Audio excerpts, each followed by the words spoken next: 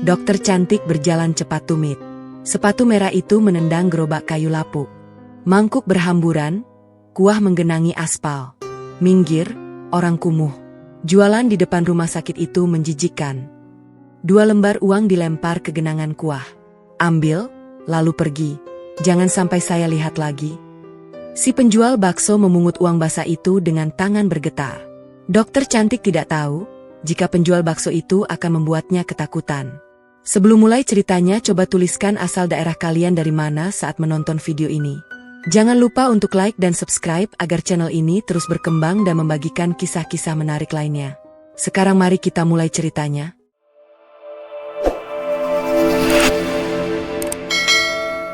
Hari itu adalah hari Senin yang terik di kota Surabaya. Matahari bersinar begitu garang seakan ingin membakar aspal jalanan. Di depan gerbang megah Rumah Sakit Kencana, hiruk-pikuk kendaraan dan manusia bercampur menjadi satu. Suara klakson bersahut-sahutan, aroma obat dari dalam gedung bercampur dengan asap kendaraan yang lalu lalang.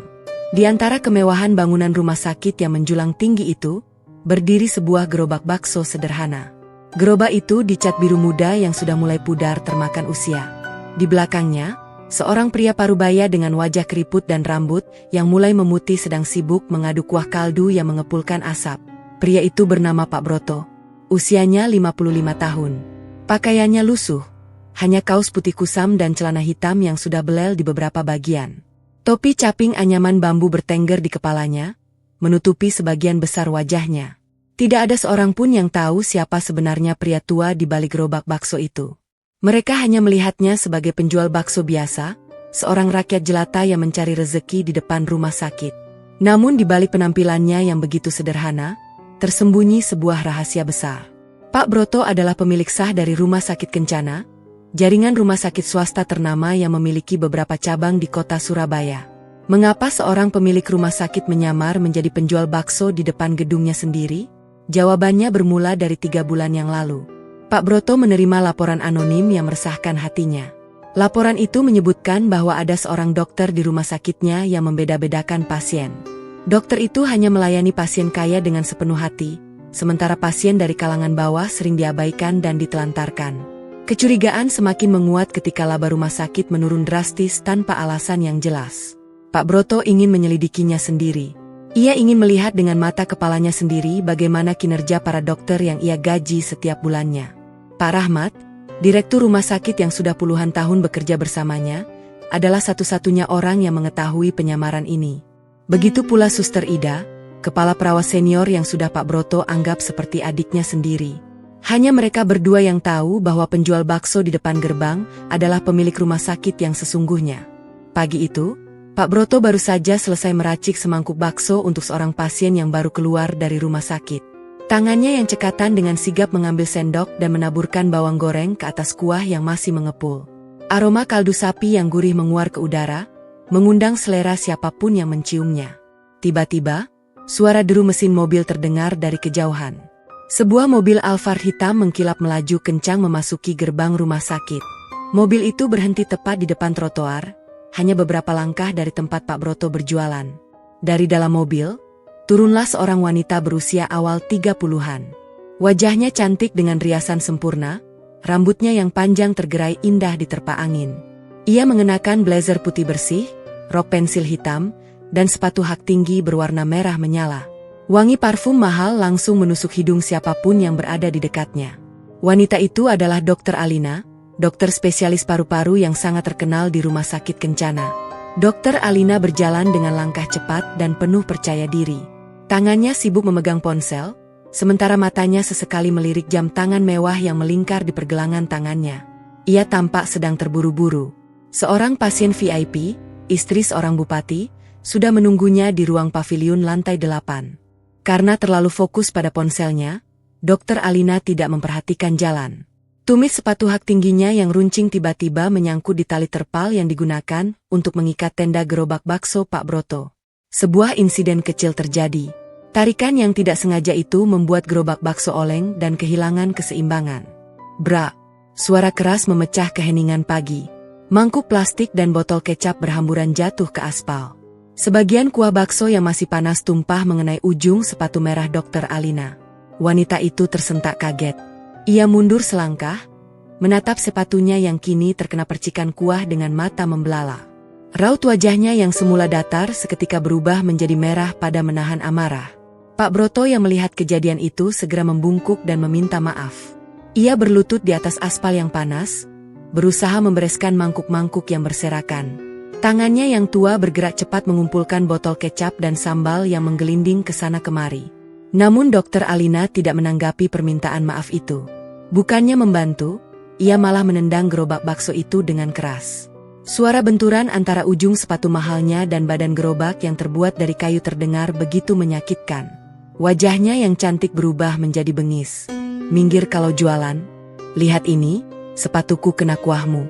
Ini rumah sakit, bukan pasar kumuh. Kalian ini bisanya cuma bikin macet dan kotor. Pergi sana.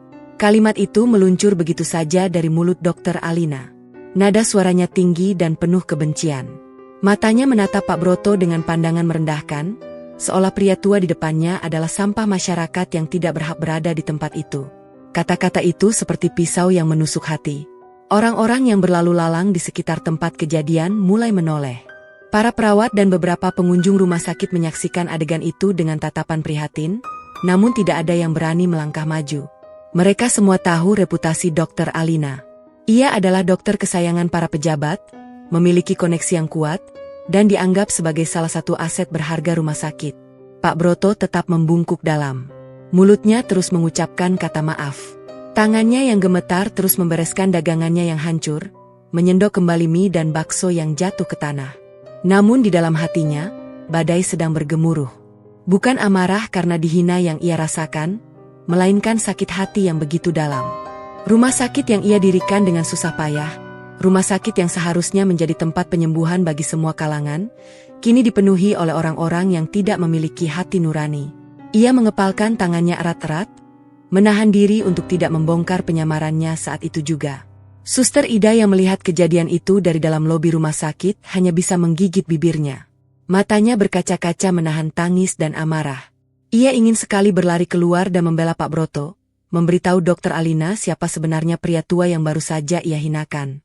Namun ia sadar, ia tidak boleh merusak rencana besar yang sudah disusun. Tangannya mengepal di balik seragam putihnya. Ia berjanji dalam hati, suatu hari nanti, kebenaran akan terungkap dengan sendirinya. Dokter Alina mengibaskan rambutnya dengan angkuh, kemudian berbalik dan melangkah masuk ke dalam rumah sakit tanpa menoleh sedikit pun. Ia meninggalkan Pak Broto yang masih berlutut di atas aspal panas, dikelilingi oleh sisa-sisa dagangan baksonya yang hancur berantakan. Suara sepatu hak tingginya yang berdetak-detak di lantai marmer lobi rumah sakit terdengar seperti ketukan palu yang mengingatkan Pak Broto pada satu hal. Penyelidikannya baru saja dimulai, dan ini hanyalah awal dari badai yang akan segera menerjang. Malam mulai merambat pelan di langit Surabaya. Lampu-lampu jalanan mulai menyala, menciptakan bias cahaya kekuningan di sepanjang koridor kota. Gerobak bakso Pak Broto sudah rapi tersimpan di sebuah gudang kecil yang disewa Pak Rahmat secara diam-diam. Di sebuah kamar sederhana di lantai 2 rumah sakit, tepatnya di ruang istirahat perawat senior, Pak Broto duduk termenung di atas kursi kayu. Di hadapannya, Suster Ida menuangkan teh hangat ke dalam cangkir kaleng yang sudah penyok di bagian sisinya. "Saya tidak kuat melihat Bapak diperlakukan seperti itu," kata Suster Ida lirih sambil menyodorkan cangkir teh. Tangannya masih sedikit bergetar. Matanya yang teduh tampak sembab menahan tangis sejak kejadian siang tadi. Pak Broto menerima cangkir itu dengan kedua tangannya. Ia tersenyum lemah, senyum yang lebih mirip garis luka di wajah tuanya. "Sabar, Enduk. Kita sedang menanam benih. Benih yang busuk tidak akan tumbuh selamanya. Pada waktunya, ia akan terlihat dengan sendirinya." Pak Broto menyeruput tehnya pelan-pelan. Uap panas mengepul di depan wajahnya, menyamarkan raut kesedihan yang tak bisa ia sembunyikan. Hatinya masih perih. Bukan karena lututnya yang memar akibat terlalu lama berlutut di aspal panas, bukan pula karena gerobaknya yang kini penyok akibat tendangan Dokter Alina. Yang paling menyakitkan adalah menyaksikan bagaimana uangnya, kerja kerasnya, dan rumah sakit yang ia bangun dari nol kini dikotori oleh orang-orang yang tidak memiliki hati nurani. "Besok saya akan memasang kamera kecil di ruang paviliun," ucap Suster Ida tiba-tiba. Suaranya berubah serius. "Saya sudah hafal jadwal Dokter Alina. Besok pagi ia akan menangani Nyonya Sulastri, istri Bupati. Saya akan meminta teknisi kepercayaan kita untuk menyembunyikan kamera di dalam vas bunga dekat tempat tidur pasien. Pak Broto mengangguk perlahan. Lakukanlah. Saya ingin melihat dengan mata kepala sendiri, seperti apa dia ketika berhadapan dengan pasien-pasien berduit itu. Saya ingin tahu, apakah dia benar-benar dokter yang baik, atau hanya aktor yang pandai bersandiwara. Keesokan paginya, kamera kecil berbentuk kancing itu sudah terpasang di dalam vas bunga yang diletakkan di meja samping tempat tidur pasien. Kamera itu terhubung langsung ke tablet yang kini dipegang oleh Pak Broto di dalam kamar kecilnya. Dari balik layar tablet itu, ia menyaksikan sebuah dunia yang sama sekali berbeda dari apa yang ia lihat di depan gerbang rumah sakit. Ruang paviliun lantai 8 adalah gambaran kemewahan yang sulit dipercaya. Dindingnya dilapisi cat putih gading dengan aksen keemasan di setiap sudutnya. Tirai jendela terbuat dari beludru lembut berwarna krem. Tempat tidur pasien bukan sekadar ranjang rumah sakit biasa, melainkan ranjang elektrik dengan kasur busa memori yang dapat diatur sesuka hati. Kulkas kecil, televisi layar datar, dan sofa tamu dari kulit asli tersedia lengkap di dalam ruangan itu. Bahkan pengharum ruangan yang digunakan beraroma lavender impor dari Perancis. Pak Broto menatap layar tabletnya dengan mata menyipit. Tidak salah lagi, ruangan ini jauh lebih mewah daripada kamar hotel berbintang yang pernah ia tinggali semasa muda. Beberapa saat kemudian, pintu ruangan terbuka. Dokter Alina masuk dengan langkah ringan dan penuh keanggunan. Wajahnya berseri-seri. Senyumnya begitu merekah, seolah ia adalah bidadari yang turun dari langit untuk menyembuhkan semua penyakit di dunia. Selamat pagi, Nyonya Sulastri. Bagaimana perasaan ibu hari ini? Apa masih ada sesak di dada? Suara Dokter Alina begitu lembut. Nada bicaranya penuh perhatian dan kehangatan. Ia duduk di samping tempat tidur pasien, tidak berdiri seenaknya. Tangannya yang halus menggenggam tangan Nyonya Sulastri dengan penuh kasih sayang. Matanya menatap lurus ke mata pasiennya, memberikan perhatian penuh seolah tidak ada hal lain di dunia ini yang lebih penting daripada wanita yang sedang terbaring di hadapannya. Agak sedikit sesak, dokter. Tapi tidak terlalu parah, jawab Nyonya Sulastri dengan suara pelan. Baiklah, saya akan periksa paru-paru ibu sekarang. Tolong tarik napas dalam-dalam. Bagus. Sekarang hembuskan pelan-pelan. Tangan Dokter Alina dengan lembut menempelkan stetoskop di dada pasiennya. Gerakannya begitu hati-hati, begitu telaten. Ia mendengarkan setiap bunyi napas dengan saksama, tidak melewatkan satu detik pun. Setelah selesai, ia merapikan kembali baju pasiennya dengan rapi dan menepuk bahu wanita itu dengan lembut. Hasilnya cukup baik, Nyonya. Obat yang saya berikan mulai bekerja dengan sempurna. Saya akan tambahkan vitamin untuk mempercepat pemulihan. Kalau ada keluhan apapun, sekecil apapun, tolong langsung hubungi saya. Jangan ragu-ragu ya. Nyonya Sulastri tersenyum bahagia. Terima kasih, Dokter Alina. Anda benar-benar dokter yang luar biasa. Saya tidak salah memilih rumah sakit ini. Saya hanya menjalankan tugas, Nyonya. Pasien adalah keluarga bagi saya. Tidak peduli siapapun mereka. Pak Broto yang menyaksikan semua itu dari balik layar tablet merasakan dadanya mencelos. Kalimat terakhir yang diucapkan Dokter Alina terngiang begitu keras di telinganya. Pasien adalah keluarga. Tidak peduli siapapun mereka. Sungguh kata-kata yang begitu indah, begitu mulia, begitu penuh dengan kepalsuan. Ia teringat kembali pada dirinya yang berlutut di atas aspal panas kemarin siang. Ia teringat kembali pada tendangan keras yang mengenai gerobaknya. Ia teringat kembali pada kata-kata pedas yang dilontarkan dokter cantik itu. Minggir kalau jualan, kalian ini bisanya cuma bikin macet dan kotor. Di ruang paviliun mewah itu, Dokter Alina adalah malaikat yang penuh cinta kasih. Namun di trotoar depan rumah sakit, ia adalah monster yang kejam dan tidak memiliki belas kasihan. Selama 2 jam berikutnya, Pak Broto menyaksikan Dokter Alina mondar-mandir di antara beberapa kamar paviliun. Ia menangani 3 pasien VIP dalam satu pagi. Semuanya mendapatkan perlakuan yang sama. Semuanya diperiksa dengan telaten dan penuh perhatian. Dokter Alina bahkan rela lembur hanya untuk menemani seorang pasien kaya yang kesepian, mengobrol tentang hobi berkuda dan liburan ke Eropa sambil tertawa renyah. Pak Broto mencatat semuanya dalam hati. Ia mencatat setiap senyuman, setiap sentuhan, setiap kata-kata manis yang keluar dari mulut Dokter Alina. Namun semakin banyak yang ia catat, semakin besar pula pertanyaan yang mengganjal di dalam hatinya. Di mana semua kebaikan ini ketika berhadapan dengan pasien dari kalangan bawah? Apakah sumpah dokter hanya berlaku di dalam ruangan berpendingin udara dengan sofa kulit dan aroma lavender? Apakah nyawa orang miskin lebih murah daripada nyawa orang kaya? Pak Broto meletakkan tabletnya di atas meja. Ia menatap langit-langit kamar yang retak-retak di beberapa bagian. Hatinya bergemuruh dengan ribuan pertanyaan yang belum terjawab. Dan di kejauhan, dari arah lorong lantai bawah, samar-samar terdengar suara tangisan seorang anak kecil yang sedang mengantre di ruang tunggu pasien BPJS. 3 hari telah berlalu sejak Pak Broto menyaksikan rekaman di ruang paviliun. Gambaran tentang Dokter Alina yang begitu anggun dan penyayang di hadapan pasien-pasien kaya masih terngiang jelas di benaknya.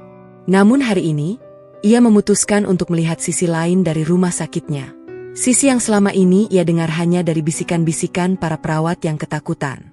Pagi itu, Pak Broto menyusuri lorong belakang rumah sakit. Ia tidak mendorong gerobak baksonya kali ini, melainkan membawa beberapa bungkus bakso dalam tas plastik dengan alasan mengantar pesanan ke ruang perawat. Pakaiannya masih sama, kaos putih kusam dan celana hitam belel. Topi capingnya tetap bertengger di kepala, menyembunyikan sebagian besar wajahnya. Lorong menuju lantai 2 terasa begitu berbeda dengan lorong menuju lantai 8. Jika di lantai atas dindingnya bersih dan harum, di sini cat dinding mulai mengelupas di beberapa bagian. Bau karbol yang menyengat bercampur dengan bau obat murahan dan sesuatu yang sulit dijelaskan. Mungkin bau keringat, mungkin bau keputusasaan. Lampu neon di langit-langit berkedip-kedip tidak stabil, menciptakan suasana yang suram dan mencekam. Pak Broto melangkah pelan menyusuri koridor. Semakin jauh ia berjalan, semakin ramai suasana di sekitarnya. Pasien-pasien dengan pakaian sederhana duduk berjajar di kursi tunggu yang terbuat dari plastik keras. Wajah-wajah mereka pucat dan lelah. Ada seorang ibu muda yang menggendong bayinya yang demam, ada seorang kakek yang menahan sakit sambil memegangi perutnya, dan ada seorang buruh bangunan dengan tangan yang diperban seadanya. Di sudut ruang tunggu, Pak Broto melihat seorang nenek tua duduk sendirian di atas kursi roda. Badannya kurus, tulang-tulang di pergelangan tangannya menonjol keluar. Wajahnya pucat pasi dan napasnya terdengar berat, seperti ada sesuatu yang menyumbat di dalam paru-parunya. Di pangkuannya, tergeletak sebuah kartu BPJS yang sudah lusuh karena terlalu sering dilipat dan dibuka kembali. Nenek itu bernama Nenek Sumi. Usianya 70 tahun. Pak Broto mendekati nenek itu dengan hati-hati. Ia menyodorkan sebungkus bakso dari dalam tas plastiknya. "Nenek, ini saya bawakan bakso. Dimakan dulu ya, biar ada tenaga," kata Pak Broto lembut sambil berjongkok di samping kursi roda. Nenek Sumi menoleh perlahan. Matanya yang sudah mulai rabun menyipit menatap Pak Broto. Ia tersenyum lemah, senyum yang penuh dengan rasa terima kasih sekaligus kesedihan. "Terima kasih, Nak. Tapi saya sudah tidak selera makan. Sudah 3 hari saya di sini, tapi dokter yang katanya akan memeriksa saya belum juga datang," ucap Nenek Sumi dengan suara serak. Pak Broto mengernyitkan dahi. Jantungnya berdetak lebih cepat. "Siapa nama dokternya, Nek?" Nenek Sumi merogoh saku bajunya dan mengeluarkan selembar kertas kecil yang sudah kumal. Di atas kertas itu tertulis nama dokter penanggung jawabnya. Pak Broto membaca tulisan itu dan seketika rahangnya menegang. Nama yang tertulis di sana adalah Dokter Alina. "Dokter Alina? Beliau belum datang sama sekali?" tanya Pak Broto dengan suara yang mulai bergetar menahan emosi.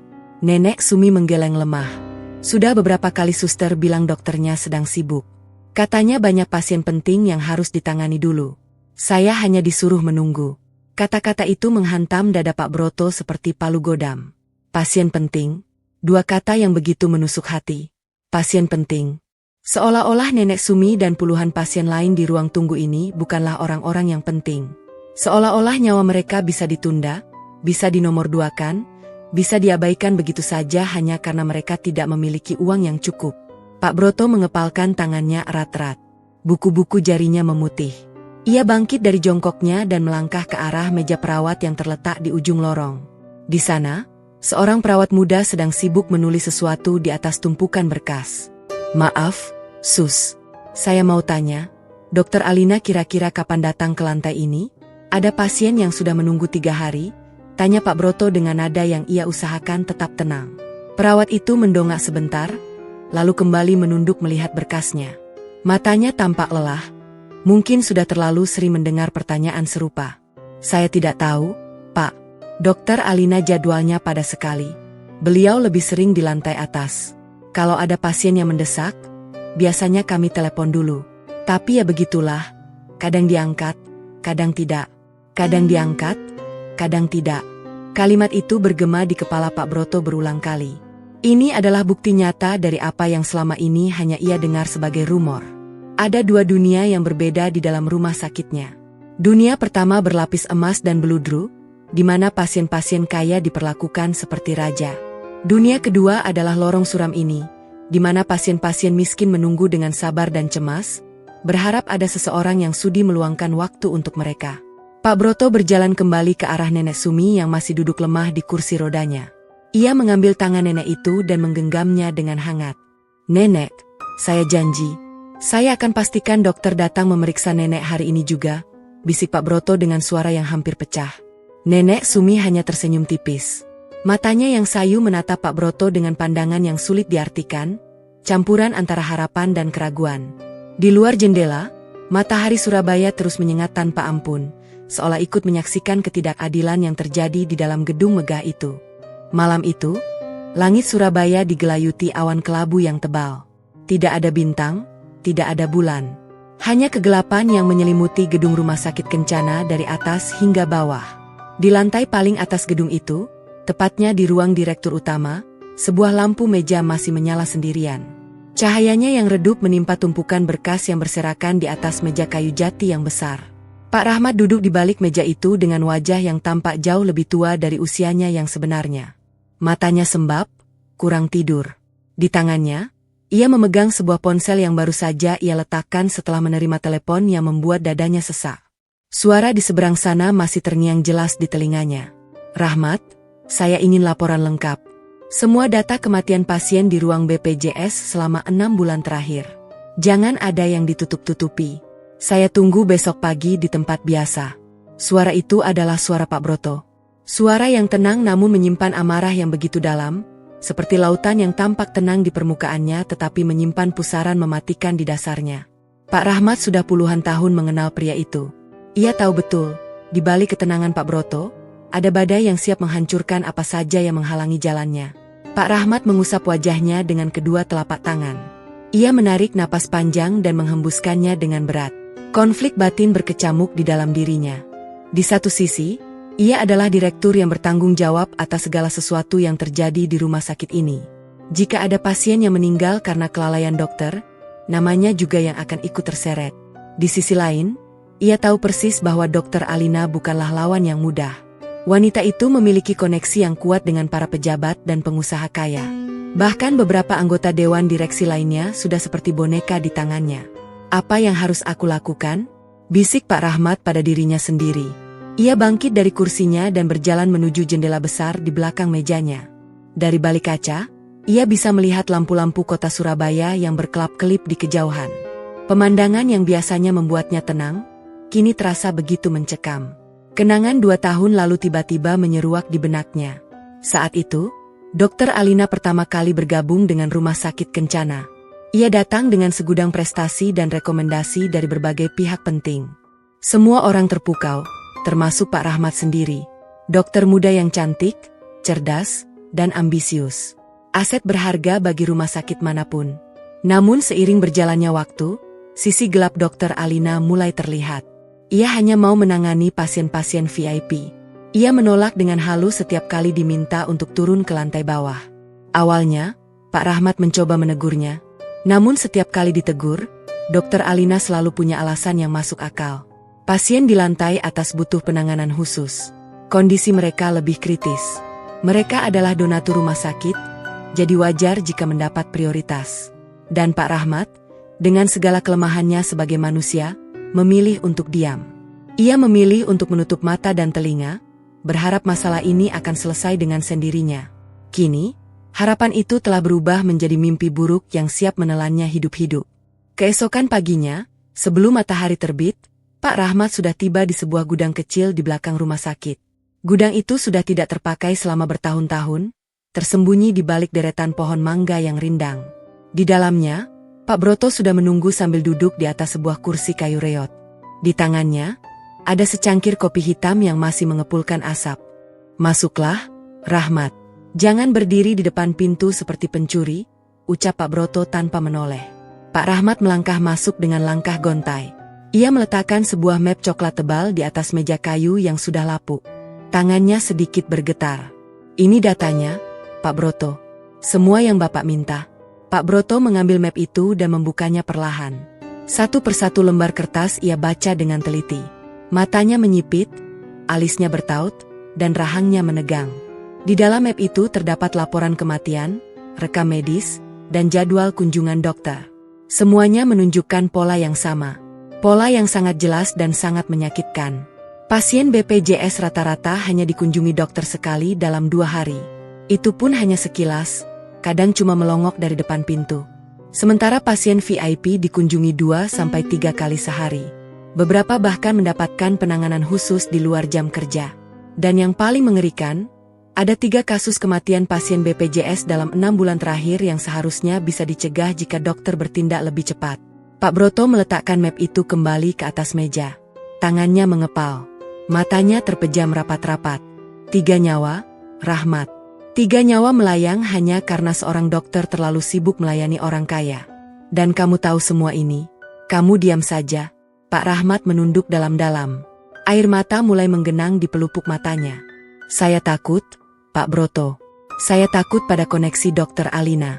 Dia punya backing di mana-mana. Kalau saya melawan, karir saya hancur.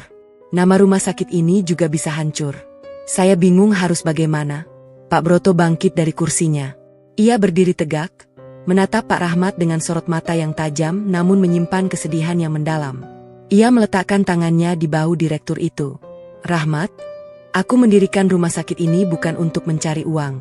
Aku mendirikannya karena aku ingin menyembuhkan orang. Dulu, waktu kita masih muda, kita berdua pernah bersumpah. Kita akan melayani semua orang tanpa memandang status mereka. Kaya, miskin, pejabat, rakyat biasa.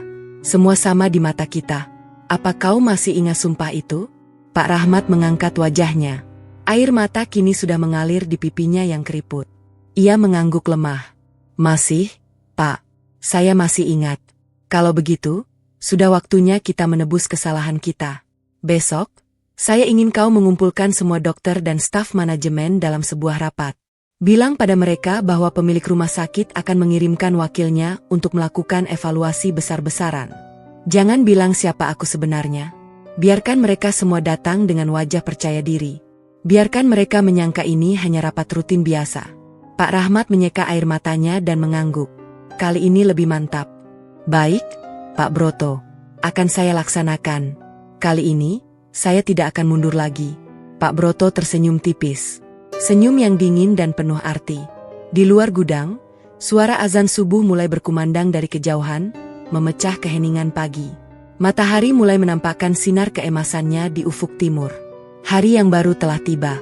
Dan bersama datangnya hari yang baru, sebuah badai besar sedang dipersiapkan untuk menerjang rumah sakit Kencana.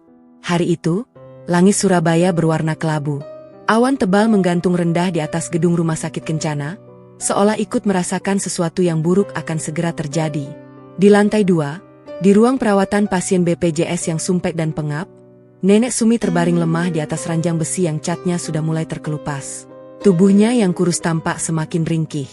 Napasnya pendek-pendek dan berbunyi, seperti ada cairan yang menyumbat di dalam paru-parunya. Sudah 5 hari Nenek Sumi mendekam di ruangan itu. 5 hari yang terasa seperti 5 tahun. Setiap pagi ia berharap dokter akan datang memeriksanya dengan telaten, seperti yang sering ia lihat di televisi. Namun harapan itu selalu pupus. Dokter yang katanya akan menanganinya tidak pernah muncul. Hanya perawat yang sesekali datang untuk mengganti infus atau mengukur tekanan darahnya, lalu pergi lagi tanpa banyak bicara. Di luar ruangan, keluarga Nenek Sumi duduk berjejer di kursi tunggu yang keras. Anak perempuannya, seorang ibu rumah tangga bernama Lastri, menangis diam-diam di bahu suaminya. Mereka sudah berhari-hari bergantian menjaga, tidak pulang ke rumah karena takut terjadi apa-apa dengan sang nenek. Mata mereka sembab, pakaian mereka kusam, dan harapan mereka mulai menipis. Pak Broto yang sedang mengantar bakso ke ruang perawat melintas di depan ruangan Nenek Sumi. Ia sengaja memperlambat langkahnya, melongokkan kepala sedikit ke dalam. Wajah nenek itu semakin pucat dari terakhir kali ia melihatnya. Bibirnya sudah mulai membiru. Pak Broto menelan ludah dengan susah payah. Hatinya berteriak, namun mulutnya tidak bisa bersuara. Ia bukan siapa-siapa di sini. Ia hanyalah tukang bakso. Pak, tolong panggilkan dokter. Ibu saya sudah sesak sekali, pinta Lastri tiba-tiba sambil memegang lengan Pak Broto. Matanya memohon dengan putus asa. Pak Broto menatap wanita itu dengan pandangan yang sulit diartikan. Ada kemarahan, ada kesedihan, dan ada rasa bersalah yang bergumul menjadi satu. Ia mengangguk cepat, lalu bergegas menuju meja perawat di ujung lorong. Sus, tolong panggil dokter Alina. Pasien di kamar 3 sudah kritis. Napasnya sangat berat, katanya dengan suara yang berusaha ia jaga agar tidak terdengar panik. Perawat itu mengangguk dan segera meraih gagang telepon di mejanya. Ia menekan nomor ekstensi ruangan dokter Alina.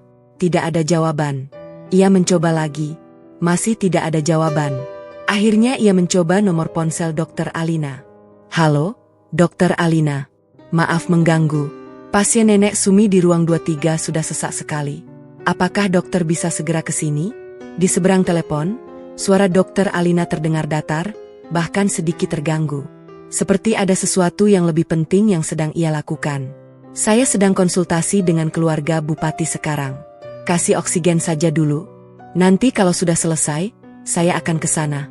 Tut, telepon dimatikan. Begitu saja. Perawat itu menatap gagang telepon di tangannya dengan mata kosong. Ia menghela napas panjang, lalu menoleh ke arah Pak Broto yang masih berdiri di depannya. Wajahnya menunjukkan ekspresi yang sudah sangat lelah, seolah ini bukan pertama kalinya ia mendengar jawaban seperti itu. Kata dokter Alina, dikasih oksigen dulu. Beliau masih sibuk di atas, katanya pelan, hampir seperti berbisik. Pak Broto merasakan darahnya mendidih. Tangannya yang memegang nampan bakso bergetar hebat. Ia ingin berteriak, ingin membanting sesuatu, ingin segera naik ke lantai 8 dan menyeret dokter Alina turun ke ruangan ini. Namun ia sadar, ia tidak bisa. Tidak sekarang. Penyamarannya belum boleh terbongkar. Ia berjalan kembali ke depan ruangan nenek Sumi. Lastri menatapnya dengan mata penuh harapan. Pak Broto hanya bisa menggeleng pelan. Air mata wanita itu langsung tumpah, membasahi pipinya yang sudah kusam karena kurang tidur. 1 jam berlalu.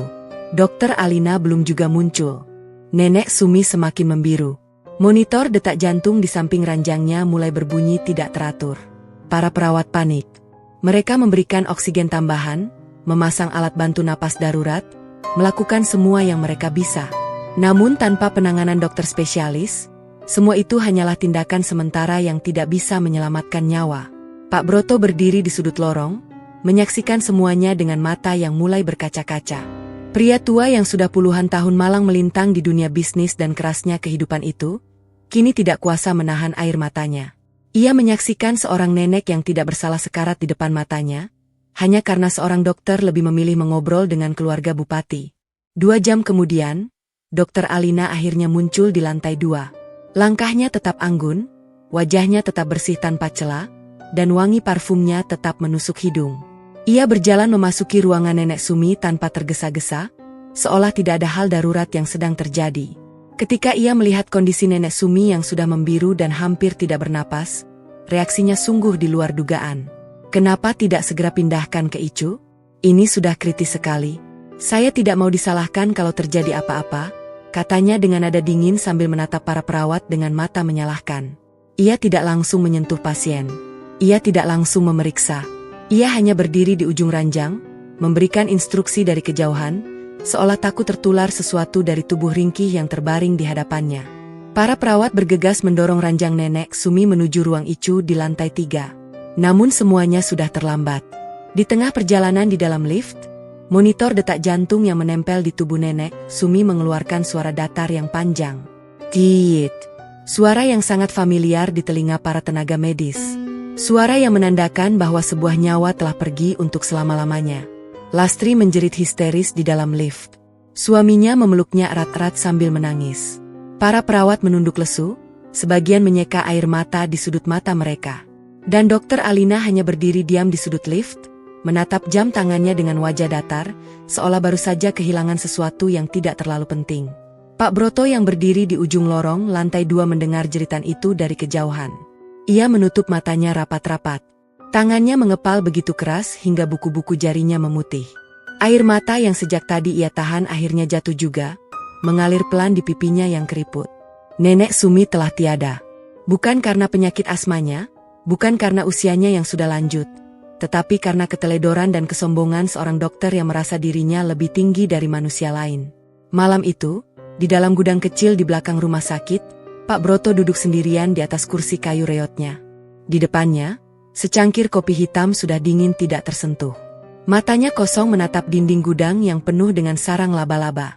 Di tangannya, ia memegang selembar foto kecil Nenek Sumi yang ia dapatkan dari Lastri. Wanita itu memberikannya dengan air mata yang masih mengalir. "Pak, ini foto ibu saya. Tolong kenang beliau. Beliau suka sekali bakso Bapak," kata Lastri teringat jelas di benak Pak Broto. Pak Broto menggenggam foto itu dengan lembut. Ia mendekatkannya ke dadanya. Hatinya terasa seperti diremas oleh ribuan tangan yang tidak terlihat. Sudah cukup. Sudah terlalu banyak penderitaan yang ia saksikan. Sudah terlalu banyak nyawa yang melayang. Malam semakin larut. Di kejauhan, suara anjing menggonggong bersahutan. Pak Broto mengangkat wajahnya dan menatap langit-langit gudang yang berlubang di sana-sini. Dari lubang-lubang itu, ia bisa melihat bintang-bintang yang berkelap-kelip di langit malam. Ia ingat pada mendiang istrinya yang sudah meninggal 10 tahun lalu. Ia ingat pada janjinya dulu, bahwa ia akan membangun rumah sakit untuk semua orang, bukan hanya untuk mereka yang berkantong tebal. Besok, semuanya akan berakhir, bisiknya pada dirinya sendiri. Angin malam berhembus pelan, membawa serta aroma tanah basah dan daun-daun kering yang berguguran. Di dalam gudang tua itu, seorang pria parubaya sedang mempersiapkan badai yang akan mengguncang seluruh rumah sakit Kencana. Dan badai itu akan datang lebih cepat dari yang siapapun perkirakan.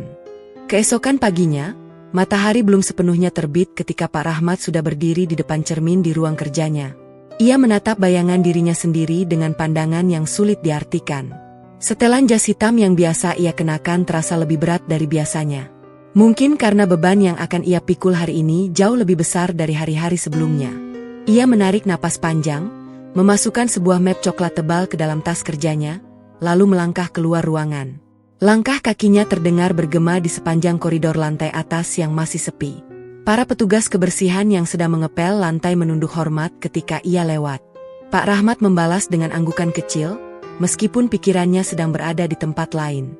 Pukul 7 pagi tepat, Pak Rahmat sudah duduk di ruang rapat utama. Ruangan itu begitu luas dan megah.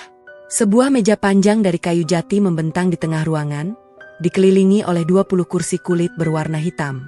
Di dindingnya tergantung foto-foto para pendiri rumah sakit, termasuk foto Pak Broto yang diambil bertahun-tahun lalu, ketika rambutnya masih hitam pekat dan wajahnya belum dipenuhi keriput. Lampu kristal di langit-langit memancarkan cahaya keemasan yang elegan. Pak Rahmat memandangi foto Pak Broto di dinding dengan tatapan nanar. Dalam beberapa jam ke depan, pria di dalam foto itu akan muncul bukan sebagai hiasan di dinding, melainkan sebagai badai yang siap menghancurkan segala kepalsuan di rumah sakit ini. Satu persatu, para peserta rapat mulai berdatangan. Para dokter dengan jas putih kebanggaan mereka, para kepala departemen dengan dasi rapi, dan para staf manajemen dengan map-map laporan di tangan. Mereka duduk di kursi masing-masing, sebagian saling berbisik, sebagian lagi sibuk memeriksa ponsel. Tidak ada yang tahu apa isi rapat pagi ini. Mereka semua mengira ini hanya rapat rutin biasa. Kemudian, pintu ruang rapat terbuka dan Dr. Alina melangkah masuk. Wanita itu mengenakan setelan blazer putih bersih yang tampak sangat mahal. Rambutnya disanggul rapi, memperlihatkan anting-anting mutiara yang berkilau di telinganya. Ia berjalan dengan langkah anggun, sepatu hak tingginya yang berwarna hitam mengeluarkan suara ketukan yang berirama di lantai marmer. Wajahnya berseri-seri penuh percaya diri. Ia menyapa beberapa rekan sejawatnya dengan senyum manis, lalu duduk di kursi paling depan, persis di seberang Pak Rahmat. "Selamat pagi, Pak Rahmat. Ada agenda penting apa pagi ini?" tanya Dr. Alina dengan nada ramah sambil menyilangkan kakinya dengan anggun. Pak Rahmat menatapnya dengan wajah yang ia usahakan tetap tenang. Di dalam hatinya, ia ingin sekali membalas senyum itu dengan kemarahan yang selama ini ia pendam. Namun ia menahan diri. Pihak pemilik akan mengirimkan perwakilannya untuk melakukan evaluasi menyeluruh. "Hari ini beliau akan hadir langsung," jawab Pak Rahmat dengan suara yang datar dan terukur. Alis Dr. Alina sedikit terangkat. Senyumnya tidak berubah. "Evaluasi? Ah, tentu saja. Rumah sakit kita memang perlu evaluasi rutin agar kualitas pelayanan tetap terjaga. Saya yakin hasilnya akan memuaskan," katanya sambil merapikan ujung blazernya. Pak Rahmat tidak menjawab. Ia hanya mengangguk pelan, lalu mengalihkan pandangannya ke pintu ruang rapat. Detik demi detik berlalu. Suasana di dalam ruangan mulai terasa aneh. Para peserta rapat mulai saling bertukar pandang, bertanya-tanya siapa sebenarnya perwakilan pemilik yang akan datang. Tiba-tiba, pintu ruang rapat terbuka kembali. Seorang pria tua melangkah masuk. Pria itu mengenakan kemeja putih bersih yang sudah mulai pudar di bagian kerahnya. Celananya hitam sederhana, bukan celana bahan mahal seperti yang dikenakan para peserta rapat lainnya. Wajahnya keriput dengan rambut yang mulai memutih, namun sorot matanya begitu tajam, seperti elang yang sedang mengawasi mangsanya. Ruangan seketika hening. Para dokter dan staf manajemen saling berpandangan dengan wajah bingung. Beberapa dari mereka mengenali pria tua itu. Bukankah dia penjual bakso yang biasa mangkal di depan gerbang rumah sakit? Yang gerobaknya beberapa kali hampir ditertibkan satpam? Kenapa pria lusuh seperti itu bisa masuk ke ruang rapat direksi? Dokter Alina yang melihat pria itu langsung mengernyitkan dahinya. Senyum di wajahnya memudar seketika. Ia mencondongkan tubuhnya ke depan, menatap Pak Rahmat dengan mata yang mulai menunjukkan ketidaksukaan. Pak Rahmat, ada apa ini? Kenapa tukang bakso bisa masuk ruang rapat? Ini tidak pantas. Satpam, tolong usir orang ini, ucap Dokter Alina dengan nada tinggi. Beberapa dokter lainnya mulai ikut berbisik. Suasana di dalam ruangan berubah menjadi gaduh. Seorang dokter muda bahkan sudah berdiri dari kursinya, siap memanggil satpam yang berjaga di luar. Pak Rahmat mengangkat tangannya, memberi isyarat agar semua orang kembali tenang. Ia berdiri dari kursinya, merapikan jasnya, lalu berbicara dengan suara lantang yang mengisi seluruh ruangan. Hadirin sekalian, perkenalkan, ini adalah Pak Broto, konsultan investigasi yang dikirim langsung oleh pemilik rumah sakit. Beliau akan memimpin jalannya rapat evaluasi hari ini. Saya harap semua hadirin bisa menghormati dan bekerja sama. Ruangan kembali hening. Semua mata kini tertuju pada pria tua yang berdiri di depan pintu. Pak Broto melangkah pelan memasuki ruangan, matanya menyapu seluruh sudut ruangan, menatap satu persatu wajah para dokter yang beberapa di antaranya pernah ia lihat dari balik gerobak baksonya. Satu-satunya yang tidak pernah ia lihat dari balik gerobak adalah Dokter Alina yang kini duduk dengan rahang terkatup rapat. Pak Broto berjalan mendekati meja rapat. Ia tidak duduk di kursi yang disediakan, melainkan tetap berdiri di ujung meja, membuat semua orang harus mendongak sedikit untuk melihatnya. Dokter Alina menatap Pak Broto dengan pandangan yang sulit diartikan. Ada kebencian, ada keterkejutan, dan ada sedikit ketakutan yang coba ia sembunyikan di balik senyum sinisnya. Konsultan investigasi, seorang penjual bakso? Maaf, Pak Rahmat, tapi ini agak sulit dipercaya. Sejak kapan pemilik rumah sakit mempekerjakan orang seperti ini? Ucap Dokter Alina dengan nada mengejek.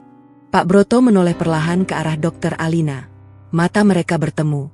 Untuk pertama kalinya, Dokter Alina melihat sesuatu di mata pria tua itu. Sesuatu yang dingin, tajam, dan sangat dalam. Bukan mata seorang penjual bakso, melainkan mata seorang pemimpin yang sudah melihat banyak hal dalam hidupnya. Saya di sini bukan untuk dipercaya atau tidak, Dokter Alina. Saya di sini untuk menyampaikan fakta. Dan fakta tidak peduli apakah ia disampaikan oleh seorang penjual bakso atau oleh seorang direktur, ucap Pak Broto dengan suara yang tenang namun begitu menusuk. Wajah Dokter Alina berubah merah padam. Ia membalas tatapan Pak Broto dengan mata yang menyala-nyala, namun ia tidak bisa berkata apa-apa. Ada sesuatu dalam nada suara pria itu yang membuat bulu kuduknya berdiri. Pak Broto kemudian mengalihkan pandangannya ke seluruh ruangan. Ia meminta seorang teknisi untuk menyalakan proyektor yang tergantung di langit-langit. Layar besar di ujung ruangan perlahan menampilkan cahaya biru, siap menayangkan apapun yang akan disajikan. Pak Rahmat masih berdiri di samping Pak Broto. Tangannya sedikit bergetar, namun ia berusaha menegakkan tubuhnya. Hari ini, badai yang selama ini ia takuti akan benar-benar datang. Tidak ada yang bisa menghindar. Tidak ada yang bisa bersembunyi. Semua kepalsuan akan terungkap di dalam ruangan ini. Pak Broto mengeluarkan sebuah tablet dari dalam tas kecil yang ia bawa. Ia menghubungkannya ke proyektor, lalu menoleh ke arah Dokter Alina yang masih duduk dengan wajah angkuh. Dokter Alina, saya harap Anda menyiapkan diri. Karena apa yang akan kita lihat bersama-sama pagi ini, mungkin akan sedikit mengejutkan untuk Anda, katanya pelan, namun setiap katanya terasa seperti ancaman yang menyeramkan. Ruangan kembali hening. Tidak ada yang berani bersuara. Bahkan suara jarum jatuh pun mungkin akan terdengar jelas di dalam keheningan yang mencekam itu. Semua mata kini tertuju pada layar proyektor, menunggu sesuatu yang belum mereka ketahui. Dan di kursi paling depan, Dr. Alina merasakan sesuatu yang sudah lama tidak ia rasakan. Sesuatu yang dingin dan basah. Keringat dingin mulai membasahi pelipisnya. Keheningan di dalam ruang rapat itu terasa begitu mencekam. Semua mata tertuju pada layar proyektor yang masih menampilkan cahaya biru, menunggu dengan cemas apa yang akan ditayangkan oleh pria tua misterius itu. Namun sebelum Pak Broto sempat menyalakan rekaman pertamanya, suara Dr. Alina kembali memecah keheningan. Ini tidak masuk akal. Saya tidak bisa menerima investigasi yang dilakukan oleh orang yang tidak jelas asal-usulnya. Pak Rahmat, Anda sebagai direktur seharusnya bisa lebih bijaksana. Mengapa Anda membiarkan seorang penjual bakso masuk dan mengatur jalannya rapat ini? Suara Dr. Alina terdengar semakin tinggi. Ia berdiri dari kursinya, menatap Pak Rahmat dengan mata yang menyala-nyala penuh kemarahan. Blazer putihnya yang mahal sedikit berkerut karena gerakan yang terlalu cepat. Wajahnya yang cantik kini memerah, tidak lagi menyimpan senyum anggun seperti biasanya. Beberapa dokter lain mulai ikut gelisah. Seorang dokter bedah yang sudah cukup senior mengangkat tangannya dan meminta izin untuk berbicara. Saya setuju dengan Dr. Alina. Ini sangat tidak profesional. Sejak kapan seorang penjual bakso bisa menjadi konsultan investigasi? Apa kredibilitasnya? Apa latar belakang pendidikannya? Kalau begini caranya, saya rasa kita semua berhak untuk meninggalkan ruangan ini. Suara gumaman setuju mulai terdengar dari beberapa sudut ruangan. Para staf manajemen saling berbisik. Beberapa di antaranya bahkan sudah mulai merapikan berkas-berkas mereka, bersiap untuk meninggalkan rapat. Pak Rahmat berdiri tegak di samping Pak Broto. Wajahnya tegang, otot rahangnya mengeras. Ia sudah menduga situasi akan menjadi sulit, namun tidak menyangka Dr. Alina akan memberontak seterbuka ini. Ia menarik napas dalam-dalam dan bersiap untuk berbicara. Namun sebelum sempat mengeluarkan sepatah kata pun, sebuah suara tenang memotong segalanya. Silakan. Silakan tinggalkan ruangan ini kalau Anda merasa tidak bersalah. Suara itu milik Pak Broto. Pria tua itu tidak berteriak, tidak meninggikan nada bicaranya sedikit pun. Ia berbicara dengan suara yang rendah dan tenang, namun setiap katanya menusuk seperti jarum yang tajam. Ia menatap satu persatu wajah para dokter dan staf yang hadir, tidak dengan kebencian, melainkan dengan kekecewaan yang begitu dalam. Semua orang terdiam. Bahkan Dr. Alina yang sedari tadi berdiri dengan wajah angkuh tiba-tiba merasakan sesuatu yang aneh di dalam dadanya. Ada sesuatu dalam nada suara pria tua itu yang membuatnya tidak bisa bergerak. Pak Broto melangkah perlahan mendekati meja rapat. Ia meletakkan kedua tangannya di atas meja kayu jati yang mengkilap, menatap seluruh hadirin dengan sorot mata yang tidak lagi seperti seorang penjual bakso. Sorot matanya kini berubah menjadi sorot mata seorang pemimpin, seorang pemilik, seorang yang sudah melihat terlalu banyak kebohongan dalam hidupnya. Saya sudah 3 bulan berdiri di depan rumah sakit ini. 3 bulan saya mendorong gerobak bakso di bawah terik matahari dan hujan deras. Saya melihat semuanya. Saya melihat bagaimana rumah sakit ini dijalankan. Saya melihat pasien-pasien kaya disambut dengan senyuman dan karpet merah. Dan saya juga melihat pasien-pasien miskin dibiarkan menunggu berhari-hari tanpa penanganan yang layak. Pak Broto menoleh ke arah Dr. Alina yang masih berdiri dengan mulut terkatup. Mata mereka bertemu lagi, dan kali ini Dr. Alina tidak bisa membalas tatapan itu dengan angkuh seperti sebelumnya. Ada sesuatu yang menggetarkan di dalam dadanya. Anda bertanya apa kredibilitas saya, Dr. Alina? Anda bertanya apa latar belakang saya? Saya tidak akan menjawab pertanyaan itu sekarang. Biarkan fakta yang berbicara. Biarkan rekaman yang akan menjawab semuanya. Pak Broto menyalakan tabletnya dan seketika layar proyektor besar di ujung ruangan mulai menampilkan gambar pertama. Semua mata langsung tertuju pada layar itu. Gambar yang muncul adalah rekaman CCTV dari depan gerbang rumah sakit. Tanggal dan waktu tertera jelas di sudut layar. Adegan yang muncul adalah sebuah mobil Alphard hitam berhenti di trotoar, dan seorang wanita berblazer putih turun dengan tergesa-gesa. Wanita itu adalah Dr. Alina. Rekaman itu dengan jelas memperlihatkan bagaimana tumit sepatunya menyangkut di tali terpal gerobak bakso dan membuat gerobak itu oleng. Mangkuk dan botol kecap berhamburan ke aspal. Para peserta rapat menahan napas. Mereka melihat Dr. Alina di dalam rekaman itu menendang gerobak bakso dengan keras. Mulutnya mengeluarkan kata-kata yang meskipun tidak terdengar jelas di rekaman, namun bahasa tubuhnya menunjukkan kemarahan dan penghinaan. Dan yang paling menyakitkan, mereka melihat pria tua yang kini berdiri di depan mereka, Pak Broto, berlutut di atas aspal sambil membereskan dagangannya yang berantakan. Rekaman berikutnya muncul. Kali ini adalah rekaman dari dalam ruang paviliun lantai 8. Dokter Alina terlihat begitu anggun, begitu sabar, begitu penyayang. Ia memeriksa pasien dengan telaten, menggenggam tangan mereka, tersenyum dan tertawa bersama mereka. Ia seperti bidadari yang turun dari surga. Kemudian rekaman ketiga muncul.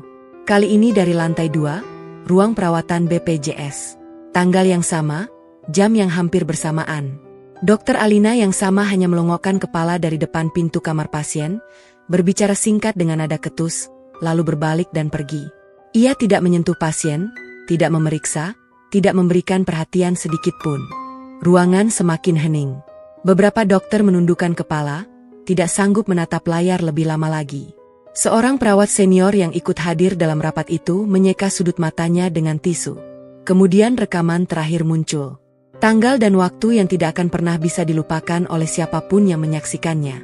Rekaman audio dari telepon antara perawat lantai 2 dan Dokter Alina. Dokter Alina, pasien Nenek Sumi sudah sesak sekali. Apakah dokter bisa segera ke sini? Saya sedang konsultasi dengan keluarga Bupati sekarang. Kasih oksigen saja dulu. Nanti kalau sudah selesai, saya akan ke sana. Rekaman audio itu terputus. Layar kemudian menampilkan kronologi tertulis tentang apa yang terjadi setelahnya. Nenek Sumi yang semakin membiru. Para perawat yang panik. 2 jam penantian yang sia-sia. Dan akhirnya, kematian di dalam lift dalam perjalanan menuju ICU. Pak Broto mematikan proyektor. Ia menatap seluruh ruangan dengan mata yang berkaca-kaca namun tetap tegar. Suaranya bergetar, namun tidak ada satupun kata yang terucap dengan lemah. Seorang nenek berusia 70 tahun meninggal bukan karena penyakitnya. Ia meninggal karena ditelantarkan. Ia meninggal karena dokter yang seharusnya merawatnya lebih memilih mengobrol dengan keluarga pejabat. Dan ini bukan satu-satunya kasus. Pak Broto mengambil map coklat tebal yang tadi dibawa oleh Pak Rahmat. Ia membukanya dan mengeluarkan beberapa lembar kertas yang berisi data kematian pasien BPJS selama 6 bulan terakhir. 3 nyawa. 3 nyawa melayang dalam 6 bulan terakhir karena pola yang sama. Keterlambatan penanganan, pengabaian, kelalaian. Dan yang paling menyedihkan, semuanya bisa dicegah. Semuanya bisa diselamatkan. Kalau saja dokter yang bertanggung jawab mau sedikit lebih peduli. Seluruh ruangan membisu. Tidak ada yang berani bersuara. Bahkan Dokter Alina yang sedari tadi berdiri dengan wajah penuh protes kini mulai kehilangan warnanya. Wajahnya yang tadinya merah padam kini berubah pucat pasi. Tangannya yang tadinya mengepal kuat di sisi tubuhnya kini gemetar tidak terkendali. Ia menatap layar proyektor yang sudah gelap, lalu menatap Pak Broto yang masih berdiri tegak di ujung meja. "Siapa kau sebenarnya?" bisik Dokter Alina dengan suara yang nyaris tidak terdengar. "Siapa kau? Kenapa kau bisa mendapatkan semua rekaman ini? Ini pasti ilegal. Ini tidak sah. Kau tidak punya hak." Pak Broto tidak menjawab pertanyaan itu. Ia hanya menatap Dokter Alina dengan sorot mata yang sulit diartikan. Ada kemarahan, ada kekecewaan, dan ada sesuatu yang lebih dalam lagi. Sesuatu yang membuat Dokter Alina merasa kecil, sangat kecil, di dalam ruangan yang megah ini. Pak Rahmat yang berdiri di samping Pak Broto menghela napas panjang. Ia tahu, inilah saatnya. Tidak ada jalan kembali. Kebenaran harus diungkapkan, seberapapun pahitnya. Ia melangkah maju selangkah, berdiri sejajar dengan Pak Broto, lalu menatap seluruh hadirin dengan wajah yang penuh penyesalan. "Hadirin sekalian, saya sudah bekerja di rumah sakit ini selama lebih dari 20 tahun. Saya sudah melalui banyak masa sulit, masa jaya, dan masa-masa yang membuat saya hampir menyerah. Tapi hari ini, saya harus mengakui sebuah kebenaran yang selama ini saya sembunyikan dari kalian semua." Pak Rahmat menoleh ke arah Pak Broto. Kedua pria tua itu saling bertukar pandang, saling menguatkan satu sama lain. Kemudian Pak Rahmat melanjutkan ucapannya dengan suara yang bergetar, namun jelas dan tegas. "Selama ini kalian semua mengira bahwa saya adalah pemilik rumah sakit ini. Saya hanya direktur. Pemilik sebenarnya dari Rumah Sakit Kencana Group adalah pria yang berdiri di samping saya ini, Pak Broto Wijaya." Ruangan seketika berubah menjadi lautan keheningan yang begitu dalam. Semua mata membelalak, semua mulut ternganga, dan waktu seolah berhenti berdetak. Dokter Alina mundur selangkah, lalu 2 langkah, sampai punggungnya membentur dinding di belakangnya. Wajahnya kehilangan seluruh warnanya. Bibirnya bergetar, matanya membelalak tidak percaya, dan tubuhnya yang anggun kini gemetar hebat seperti daun yang tertiup badai. Tidak mungkin, tidak mungkin, tidak mungkin, bisik Dokter Alina berulang kali, seolah berusaha meyakinkan dirinya sendiri bahwa semua ini hanyalah mimpi buruk yang akan segera berakhir. Pak Broto Wijaya, pemilik jaringan rumah sakit Kencana, pria yang telah membangun kerajaan kesehatannya dari nol, pria yang selama ini hanya dikenal lewat foto tua di dinding ruang rapat, kini berdiri di hadapan mereka. Bukan dengan jas mahal dan dasi sutra, melainkan dengan kemeja putih sederhana yang mulai pudar di bagian kerahnya. Pria yang selama 3 bulan terakhir mereka lihat mendorong gerobak bakso di bawah terik matahari. Pria yang dihina, ditendang gerobaknya, dan disebut sampah masyarakat oleh dokter kesayangan mereka. Pria itu sekarang berdiri di depan mereka, menatap mereka semua dengan sorot mata seorang pemilik yang telah dikhianati oleh orang-orang yang ia gaji setiap bulannya. Ruangan masih membeku dalam keheningan yang begitu pekat. Pengakuan Pak Rahmat barusan terasa seperti petir yang menyambar di siang bolong. Para dokter, perawat senior, dan staf manajemen yang hadir seolah berubah menjadi patung.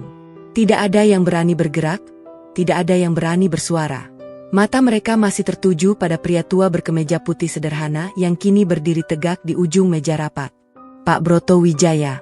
Nama itu selama ini hanya mereka kenal sebagai nama samar di balik dokumen-dokumen resmi, sebagai foto tua yang tergantung di dinding ruang rapat. Tidak pernah sekalipun mereka membayangkan bahwa pria yang setiap hari mendorong gerobak bakso di depan gerbang rumah sakit adalah orang yang sama. Orang yang memiliki segalanya. Orang yang menggaji mereka setiap bulan. Dokter Alina masih berdiri dengan punggung menempel di dinding. Wajahnya sepucat kertas. Tangannya yang biasanya begitu mantap saat memegang stetoskop kini gemetar hebat.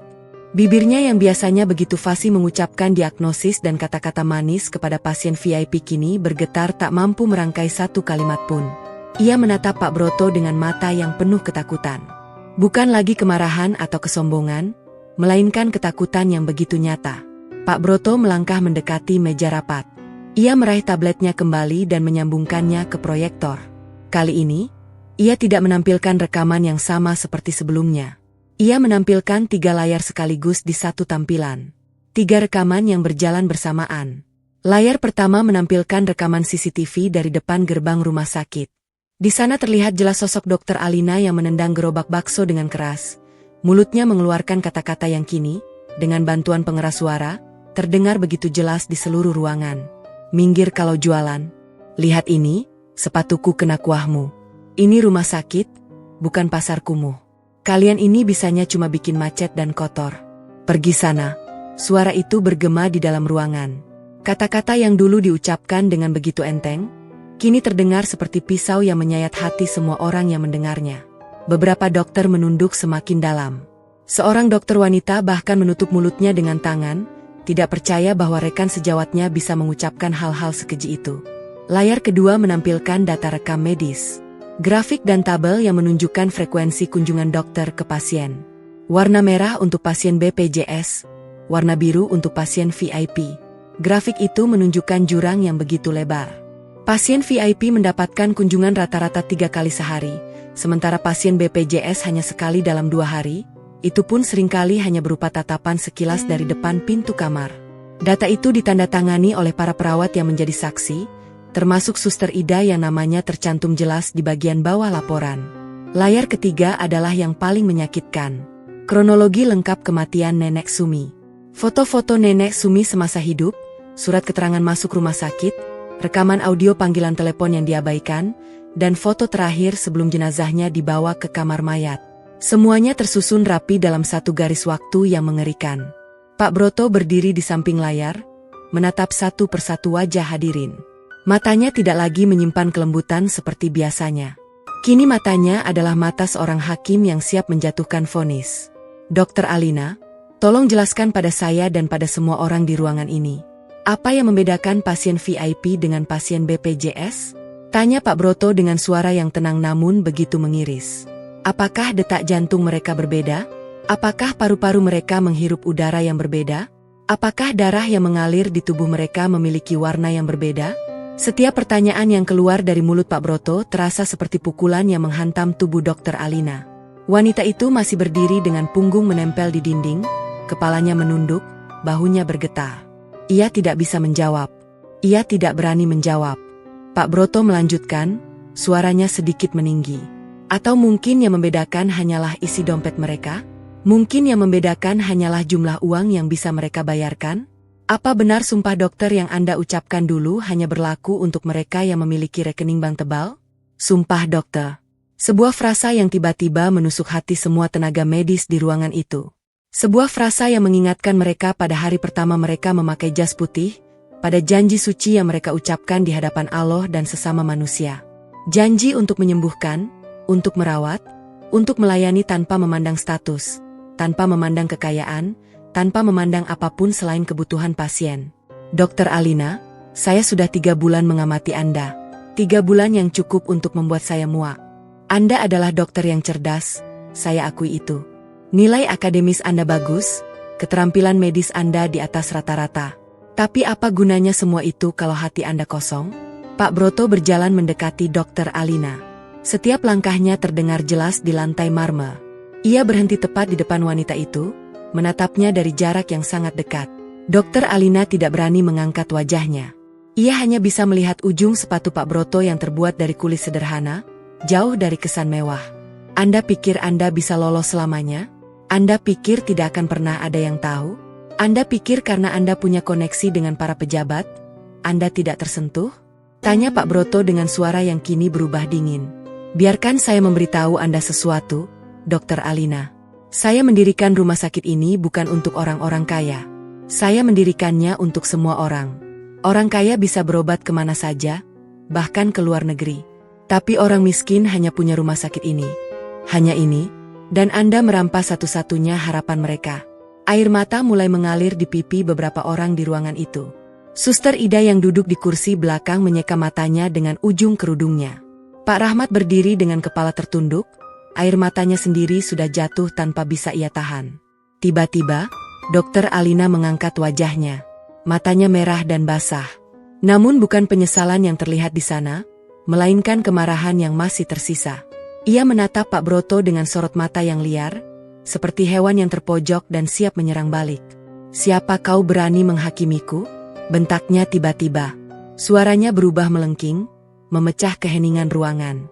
Kau pikir kau bisa seenaknya mempermalukanku di depan semua orang hanya karena kau pemilik rumah sakit ini? Kau pikir aku takut padamu? Aku sudah bekerja keras bertahun-tahun. Aku memberikan yang terbaik untuk rumah sakit ini. Aku mendatangkan pasien-pasien VIP, para donatur, para pejabat. Uang mereka yang membuat rumah sakit ini tetap berdiri. Kalau bukan karena mereka, rumah sakit ini mungkin sudah bangkrut sejak lama. Dan sekarang kau datang dengan baju lusuhmu, sok suci, menghakimi aku seperti aku ini penjahat? Kau tidak tahu apa-apa. Ledakan kemarahan Dokter Alina itu membuat beberapa orang di ruangan tersentak. Wanita itu berdiri tegak, menantang Pak Broto dengan mata yang menyala-nyala. Dadanya naik turun dengan cepat, napasnya memburu. Ia sudah tidak lagi bisa menyembunyikan emosinya. Ia sudah seperti bom yang meledak. Pak Broto tidak bergeming. Ia tetap berdiri di tempatnya, menatap Dokter Alina dengan sorot mata yang tenang. Ia tidak membalas dengan teriakan, tidak membalas dengan kemarahan. Ia hanya menunggu sampai wanita itu selesai bicara, lalu menghela napas panjang. Kau tahu, Dokter Alina, selama 3 bulan saya mendorong gerobak bakso di depan rumah sakit ini, saya belajar satu hal. Saya belajar bahwa orang-orang yang paling berharga di dunia ini bukanlah mereka yang memiliki uang paling banyak, melainkan mereka yang memiliki hati paling lapang. Saya bertemu dengan seorang ibu yang menjual perhiasan satu-satunya demi membayar obat untuk anaknya. Saya bertemu dengan seorang suami yang rela berjalan kaki 20 km setiap hari demi mengantar istrinya berobat. Mereka mungkin tidak punya uang, tapi mereka punya hati. Dan hati mereka jauh lebih kaya daripada hati Anda yang penuh dengan kesombongan. Pak Broto melangkah mundur beberapa langkah. Ia menatap seluruh ruangan sekali lagi, lalu berbicara dengan suara lantang yang memenuhi setiap sudut ruangan.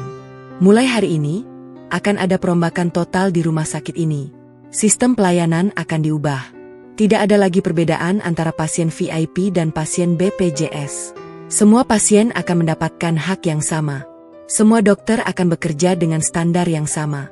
Dan bagi mereka yang tidak setuju, pintu keluar terbuka lebar.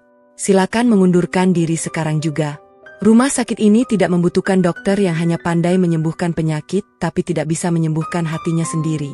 Ruangan kembali hening. Pernyataan Pak Broto menggantung di udara, menunggu reaksi dari para hadirin. Beberapa dokter mengangguk setuju, beberapa lainnya masih tertunduk dengan rasa bersalah. Dan Dokter Alina masih berdiri di sudut ruangan, tubuhnya gemetar hebat, air matanya mengalir deras, dan untuk pertama kalinya, ia tidak bisa berkata apa-apa lagi. Keheningan yang menyelimuti ruang rapat perlahan berubah menjadi gelombang bisikan. Para dokter dan staf manajemen mulai saling berbisik satu sama lain, membicarakan pernyataan Pak Broto yang barusan mengguncang seluruh ruangan. Beberapa dari mereka mengangguk setuju, beberapa lainnya masih terlihat ragu, dan sebagian kecil tampak menyimpan ketidakpuasan yang tertahan. Namun tidak ada yang lebih terpukul daripada Dokter Alina. Wanita itu masih berdiri di sudut ruangan dengan tubuh yang gemetar. Air matanya sudah mengering, menyisakan jejak hitam maskara di pipinya yang pucat. Namun di balik keterpurukannya, sesuatu yang gelap mulai muncul di matanya. Sesuatu yang selama ini menjadi senjata utamanya untuk bertahan di dunia yang keras. Kesombongan yang tidak mau mati. Ia mengusap wajahnya dengan tisu yang diambilnya dari meja. Ia merapikan rambutnya yang sedikit berantakan. Ia menegakkan tubuhnya kembali, menarik napas panjang, dan menatap Pak Broto dengan sorot mata yang berubah. Bukan lagi ketakutan, melainkan kemarahan yang dingin dan penuh perhitungan. "Anda sudah selesai bicara?" tanya Dokter Alina tiba-tiba. Suaranya sudah kembali tenang, namun ada getaran aneh di dalamnya.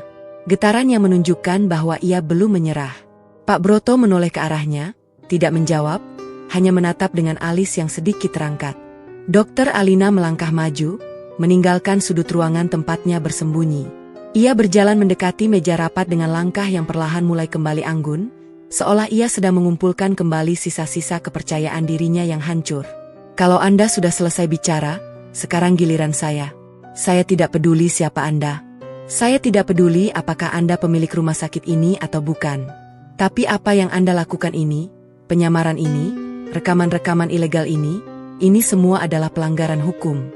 Anda tidak bisa seenaknya merekam orang tanpa izin dan memutarnya di depan umum seperti ini. Ini pencemaran nama baik. Saya bisa menuntut Anda ke pengadilan." Suara Dokter Alina semakin mantap. Ia menoleh ke arah para hadirin, mencari dukungan dari rekan-rekannya. Beberapa dokter mengangguk ragu, namun sebagian besar hanya dia menunduk, tidak ingin terlibat lebih jauh. Pak Rahmat yang berdiri di samping Pak Broto mengepalkan tangannya. Ia sudah menduga Dokter Alina akan menggunakan kartu ini. Wanita itu memang licik. Ketika posisinya terdesak, ia selalu bisa menemukan celah untuk berbalik menyerang. Itulah yang membuatnya begitu sulit dilawan selama ini. "Anda pikir saya tidak punya koneksi?" lanjut Dokter Alina dengan nada yang semakin meninggi. "Saya kenal bupati. Saya kenal beberapa anggota dewan. Saya bahkan kenal beberapa orang di kepolisian. Kalau saya mau, saya bisa membuat rumah sakit ini berurusan dengan hukum. Apakah Anda mau itu terjadi, Pak Broto? Apakah Anda rela rumah sakit yang Anda bangun dengan susah payah ini hancur hanya karena seorang penjual bakso?" Kata-kata itu meluncur begitu saja dari mulutnya. Seorang penjual bakso. Bahkan setelah tahu siapa Pak Broto sebenarnya, Dokter Alina masih tidak bisa menahan lidahnya. Penghinaan itu keluar secara refleks, seperti ular yang tetap mematuk meskipun kepalanya sudah diinjak. Pak Broto tidak langsung menjawab. Ia menatap Dokter Alina dengan sorot mata yang sulit diartikan. Bukan marah, bukan tersinggung, melainkan sesuatu yang lebih dalam. Sesuatu yang menyerupai rasa kasihan. "Dokter Alina, Anda masih belum mengerti juga," ucap Pak Broto pelan. "Anda masih sibuk membela diri, sibuk mengancam, sibuk mencari celah untuk lolos. Padahal yang saya tunggu dari Anda hanyalah satu kata. Maaf, hanya itu. Tapi bahkan itu pun Anda tidak mampu ucapkan." Mata Dokter Alina menyipit. Rahangnya mengeras. Ia tidak suka merasa dikalahkan, terlebih oleh pria tua yang beberapa hari lalu ia tendang gerobaknya. "Saya tidak perlu minta maaf. Saya tidak melakukan kesalahan apapun. Saya hanya menjalankan tugas saya. Kalau ada pasien yang meninggal, itu bukan salah saya. Itu risiko medis. Anda tidak bisa menyalahkan saya begitu saja." Pak Broto menghela napas panjang. Ia menatap Pak Rahmat yang berdiri di sampingnya dengan pandangan yang penuh arti. Pak Rahmat membalas tatapan itu dan mengangguk pelan. Mereka berdua tahu, inilah puncaknya. Tidak ada jalan kembali. Dokter Alina, izinkan saya bertanya satu hal, kata Pak Broto tiba-tiba. Suaranya berubah lebih rendah dan lebih pelan. Selama ini, apakah Anda tahu siapa pemilik rumah sakit ini? Pertanyaan itu membuat Dokter Alina terdiam sejenak. Ia menatap Pak Broto dengan dahi berkerut. Tentu saja saya tahu. Pemilik rumah sakit ini adalah seorang pengusaha kaya yang tinggal di Jakarta. Semua orang tahu itu. Pak Broto tersenyum tipis. Senyum yang tidak lahir dari kebahagiaan, melainkan dari kesedihan yang begitu dalam. Semua orang tahu itu, katamu. Tapi apa benar yang kalian tahu selama ini? Ia menoleh ke arah Pak Rahmat dan meletakkan tangannya di bahu direktur itu. Pak Rahmat menunduk hormat, lalu melangkah maju selangkah. Hadirin sekalian, saya harus menyampaikan sesuatu yang selama ini menjadi rahasia terbesar rumah sakit ini. Selama ini, saya memang bertindak sebagai pimpinan. Saya memang yang menandatangani dokumen-dokumen penting. Saya memang yang kalian lihat setiap hari di ruang direktur. Tapi saya hanyalah direktur. Saya hanyalah pegawai, sama seperti kalian semua. Pak Rahmat menoleh ke arah Dokter Alina, menatapnya dengan mata yang penuh penyesalan sekaligus kemarahan yang sudah lama ia pendam. Pemilik sebenarnya dari Rumah Sakit Kencana Group, pria yang mendirikan rumah sakit ini dari nol, pria yang membangun semua yang kita nikmati sekarang, adalah Pak Broto Wijaya. Dan beliau ada di hadapan kalian sekarang. Bukan sebagai pengusaha kaya dari Jakarta, melainkan sebagai pria yang selama 3 bulan terakhir menyamar menjadi penjual bakso untuk melihat langsung bagaimana rumah sakit ini dijalankan. Ruangan kembali membeku. Kata-kata Pak Rahmat menggantung di udara seperti awan pekat yang siap menurunkan hujan badai. Semua mata kini tertuju pada Dokter Alina yang berdiri dengan mulut ternganga. Wajahnya yang tadinya penuh kemarahan dan ancaman kini berubah menjadi topeng ketakutan yang tidak bisa disembunyikan lagi. Tidak mungkin. Tidak mungkin. Kalian bohong. Kalian semua bohong, bisik Dokter Alina dengan suara yang hampir tidak terdengar. Ia mundur selangkah. Lalu selangkah lagi. Sepatu hak tingginya yang mahal kini terasa begitu berat di kakinya. Ia menoleh ke kiri dan ke kanan, mencari dukungan, mencari seseorang yang bisa membenarkan ketidakpercayanya. Namun yang ia temukan hanyalah wajah-wajah yang menatapnya dengan keterkejutan yang sama. Bahkan para dokter yang selama ini selalu mendukungnya kini hanya bisa diam membisu. Pak Broto melangkah mendekati Dokter Alina. Ia berhenti tepat di depan wanita itu. Dari jarak sedekat ini, Dokter Alina bisa melihat dengan jelas setiap keriput di wajah pria tua itu. Setiap garis yang terbentuk dari kerja keras selama puluhan tahun. Setiap bintik penuaan yang menjadi saksi bisu perjalanan panjangnya. Dokter Alina, di dalam sumpah dokter yang Anda ucapkan dulu, ada satu kalimat yang sangat penting. Saya akan menghormati setiap kehidupan insani sejak saat pembuahan. Apakah Anda masih ingat kalimat itu? Tanya Pak Broto dengan suara yang begitu lembut, hampir seperti seorang ayah yang sedang menasihati anaknya. Air mata kembali mengalir di pipi Dokter Alina. Kali ini bukan air mata kemarahan, melainkan air mata kehancuran. Seluruh pertahanan yang ia bangun selama ini runtuh seketika.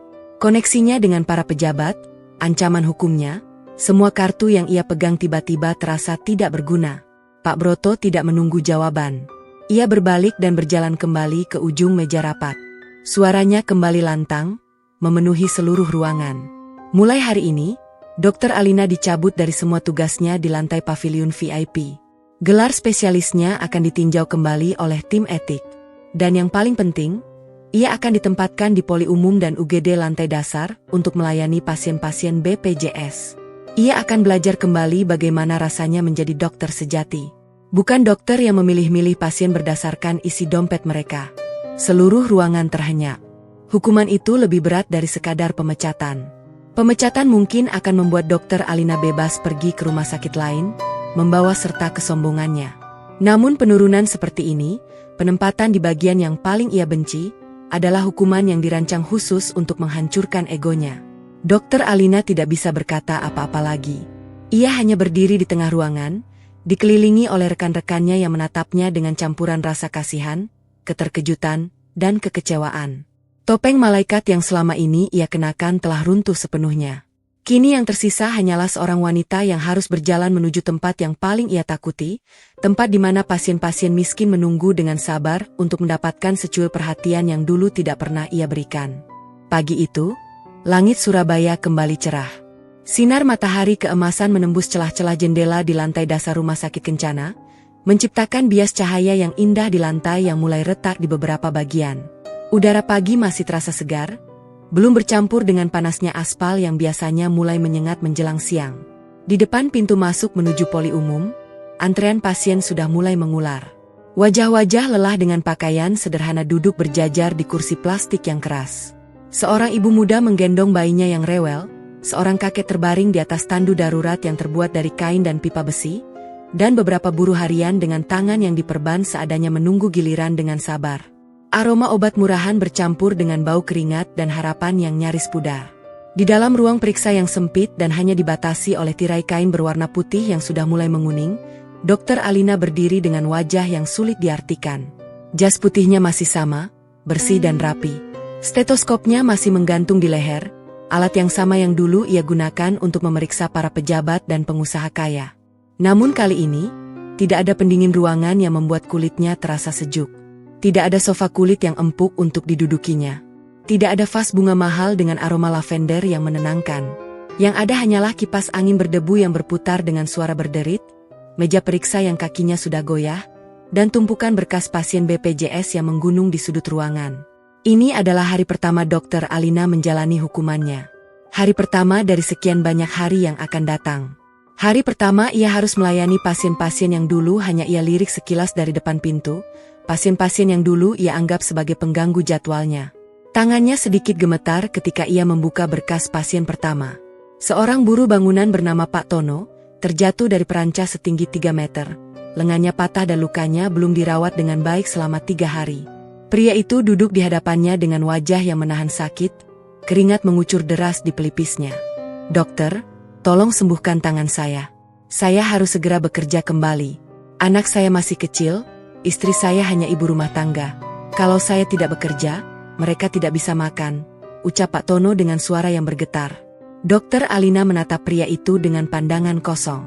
Namun sesuatu terjadi di dalam dadanya. Sesuatu yang sudah lama terkubur di balik kesombongan dan ambisinya.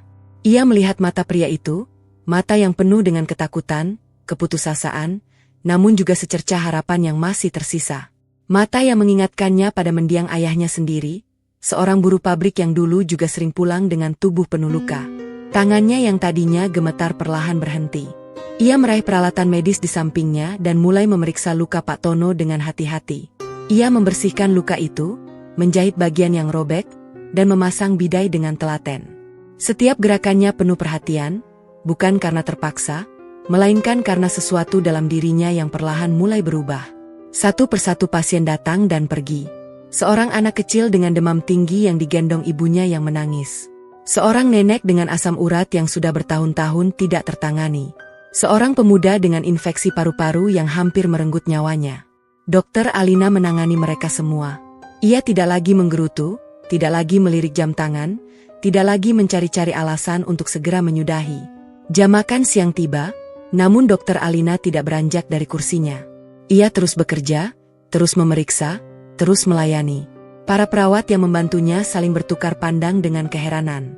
Mereka belum pernah melihat Dr. Alina seperti ini sebelumnya. Wanita yang dulu begitu angkuh dan pemilih kini duduk dengan sabar di hadapan pasien-pasien yang dulu ia hinakan. Di luar ruangan, di depan pintu UGD, sebuah pemandangan yang sama sekali berbeda terjadi. Sebuah gerobak bakso berwarna biru muda berhenti tepat di trotoar. Namun kali ini, yang mendorong gerobak itu bukanlah seorang pria tua dengan pakaian lusuh. Pria itu masih Pak Broto, namun pakaiannya kini bersih dan rapi. Kemeja putih dan celana hitam sederhana, sama seperti yang ia kenakan di ruang rapat kemarin. Tidak ada lagi penyamaran. Tidak ada lagi rahasia. Pak Broto mendorong gerobaknya sendiri, menyendok kuah bakso yang masih mengepulkan asap, dan membagikannya secara cuma-cuma kepada para pasien yang mengantre di depan UGD. Wajah-wajah yang tadinya tegang dan lelah perlahan berubah menjadi sumringah. Anak-anak kecil tertawa riang menerima semangkuk bakso hangat. Para orang tua tersenyum dan mengucapkan terima kasih dengan tulus. Suster Ida yang berdiri di samping Pak Broto membantu membagikan mangkuk-mangkuk plastik itu dengan senyum yang lebar. Matanya berkaca-kaca, bukan karena sedih, melainkan karena haru yang begitu mendalam. Akhirnya, pria yang ia hormati itu bisa kembali menjadi dirinya sendiri. Tidak ada lagi yang perlu disembunyikan. Pak, saya bangga pada Bapak. Saya sudah 20 tahun bekerja di rumah sakit ini, dan baru kali ini saya melihat keajaiban seperti ini, bisik Suster Ida dengan suara yang hampir pecah. Pak Broto menoleh dan tersenyum. Senyumnya kini berbeda. Tidak ada lagi beban di matanya, tidak ada lagi amarah yang tertahan, tidak ada lagi kesedihan yang disembunyikan. Yang ada hanyalah kedamaian, seperti sungai yang akhirnya mencapai muara setelah menempuh perjalanan yang panjang dan berliku. Suster, keajaiban ini bukan karena saya. Keajaiban ini karena kita semua akhirnya berani untuk jujur. Rumah sakit ini sekarang sudah kembali ke jalan yang benar. Jalan yang dulu kita ikrarkan bersama-sama. Di dalam ruang periksa, Dokter Alina baru saja menyelesaikan pasien terakhirnya untuk sesi pagi. Ia meregangkan tubuhnya yang pegal, mengusap keringat di dahinya, lalu berjalan menuju pintu untuk mencari udara segar. Ketika ia membuka pintu, matanya langsung menangkap pemandangan di depannya. Pak Broto berdiri di samping gerobak baksonya, sedang menyuapkan semangkuk bakso kepada seorang anak kecil yang duduk di kursi roda. Wajah pria tua itu berseri-seri, begitu damai, begitu tulus. Tidak ada dendam di matanya, tidak ada kebencian, tidak ada kesombongan. Hanya ketulusan seorang pria yang telah berjuang sepanjang hidupnya untuk sesuatu yang ia percayai. Mata mereka bertemu. Untuk pertama kalinya setelah semua yang terjadi, Dokter Alina tidak bisa menahan air matanya. Ia menangis. Bukan tangisan histeris seperti di ruang rapat kemarin, melainkan tangisan yang lahir dari lubuk hati yang paling dalam. Tangisan penyesalan. Tangisan rasa malu. Tangisan seseorang yang akhirnya menyadari betapa hancurnya dirinya selama ini. Ia melangkah mendekati Pak Broto dengan kaki yang gemetar. Ia tidak peduli pada orang-orang yang menonton. Ia tidak peduli pada harga dirinya yang sudah runtuh berkeping-keping. Ia hanya ingin mengatakan satu hal yang sejak awal ditunggu oleh pria tua itu. Pak Broto, bisik Dokter Alina dengan suara yang nyaris tidak terdengar. Lututnya tiba-tiba terasa lemas, dan ia pun berlutut di atas aspal yang panas, persis seperti yang dulu dilakukan oleh Pak Broto ketika gerobaknya ia tendang. Pak Broto, maafkan saya. Maafkan semua kesalahan saya. Maafkan kesombongan saya. Maafkan saya sudah menghina Bapak. Maafkan saya sudah mengecewakan semua orang. Air matanya mengalir deras, membasahi pipinya yang kini tidak lagi dirias dengan bedak mahal. Tangannya yang biasanya begitu mantap memegang stetoskop kini terkatup di depan dadanya, memohon ampun dengan kerendahan hati yang belum pernah ia tunjukkan sebelumnya. Pak Broto meletakkan sendok bakso yang ia pegang. Ia menatap Dokter Alina yang berlutut di hadapannya dengan mata yang berkaca-kaca. Perlahan, ia berjongkok dan memegang bahu wanita itu dengan lembut. Berdirilah, enduk. Jangan berlutut seperti ini.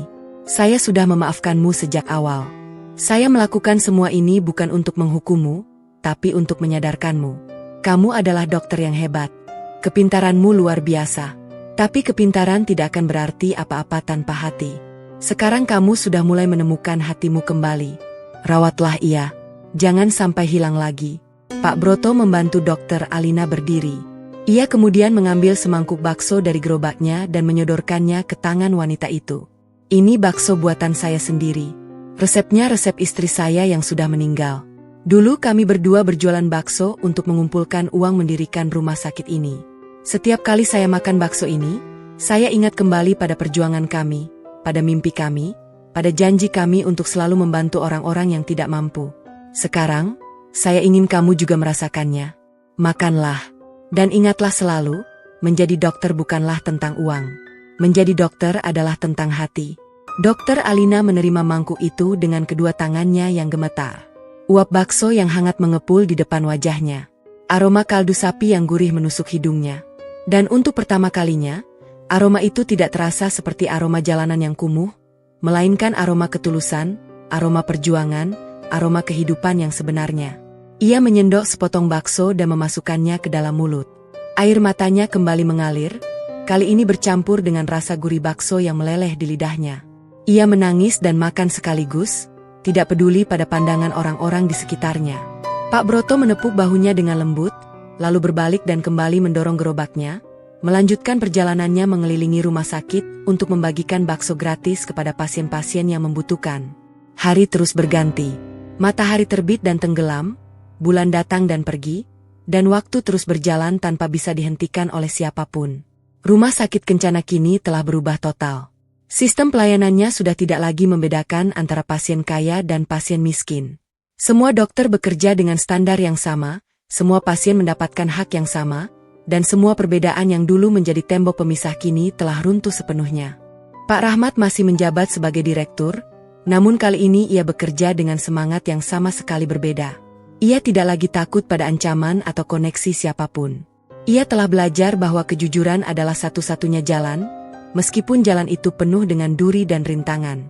Suster Ida masih setia mendampingi para pasien dengan senyumnya yang tulus. Ia kini tidak perlu lagi menyembunyikan apapun.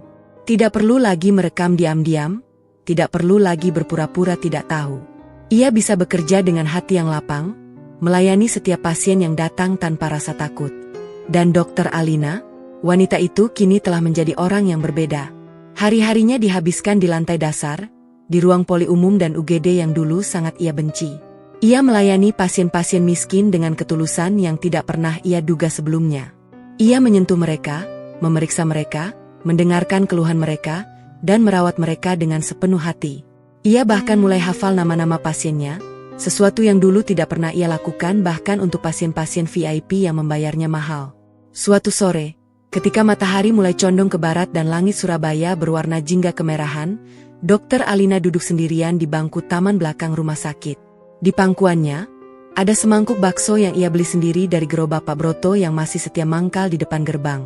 Ia menyendok bakso itu pelan-pelan sambil menatap langit yang perlahan menggelap.